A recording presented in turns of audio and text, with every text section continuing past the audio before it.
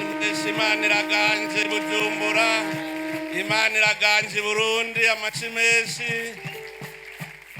Haleluya, haleluya.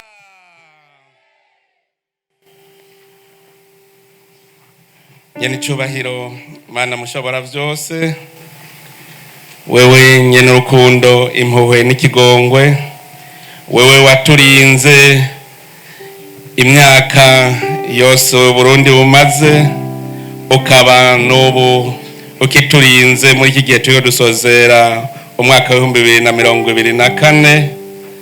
wewe wamana natwe n'ubu ukavyagira hagati yacu, nuhezagirwe imyaka n'imyaka.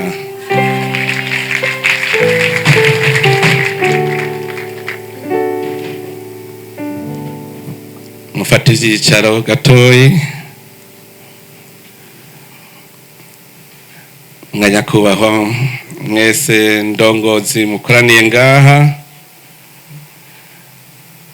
duhereye ku barongozi, ku bari mu nama nshingamateka na nkenguzamateka, baserukiwe n'umukuru nyanyeniteka, umukuru w'inama nkenguzamateka n'umutambukanyi wiwe n'abandi basangiye ivyo bikorwa, namwe mwaje muserukira urwego nshingwabikorwa rw'igihugu, harimwo icegera c'umukuru w'igihugu, umushikiranganje wa mbere n'umutambukanyi wiwe, abashikiranganje mwese mukorera mu bisata bitandukanye muri urwo rwego nshingwabikorwa rw'igihugu.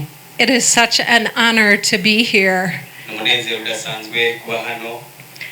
As you thank God for the blessings of 2024 and commit your lives for 2025, we are doing the same. Nkuko muri kwa bahimbaza Imana kuvya yakoze mu 2024 no kwishimira kubyo izokora na 2025 n'umunezero udasanzwe kandi natwe turabikora.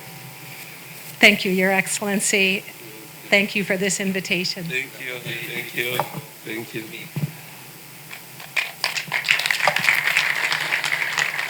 Azoronka umwanya nawe wo gutanga inyigisho, kuko nabo nyene nkuko abivuze iwabo ibidukora nabo barabikora.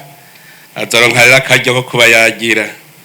Rero mwese bene gihugu bo muri iyi ntara nziza ya Bujumbura, na cane cane mwewe mu gisagara ca Bujumbura catwakiriye, mwese banje kubaramutsa amahoro y'Imana. Salamu alaikum. Yesu ashimwe. Noheri nziza. Noheri nziza. Noheri nziza. Imana ibahezagire.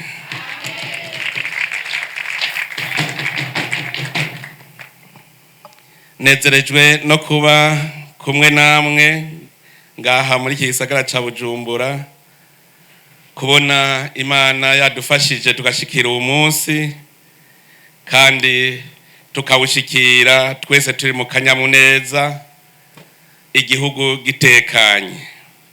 Twaje ku ijambo ry'Imana ngo nimwagira ivyo bintu Imana ikaba ari ibategeka, uzoshobora kubandanya bitaye ko ico gihugu cyose kizoshika amahoro. Ni jambo Imana yatweretse tuzomara igihe turiko turinovora, kandi uwo ari we wese ari ngaha arabitegera. Nitwabigira uko Imana akaba ari yidutegeka, ico gihugu cyose kizoshika amahoro. Igihugu gishikahe ni jambo ryiza cyane.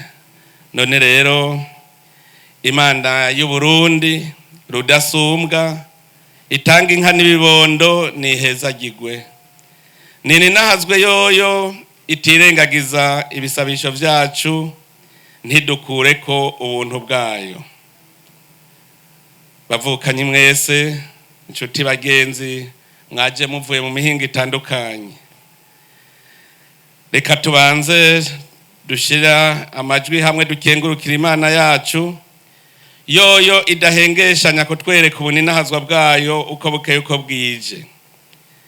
Imana y'u Burundi niwe bubereye gushimagizwa no kurangurirwa indagano twakuraganiye ko tuzokwama tugushira imbere mu byo dukora vyose.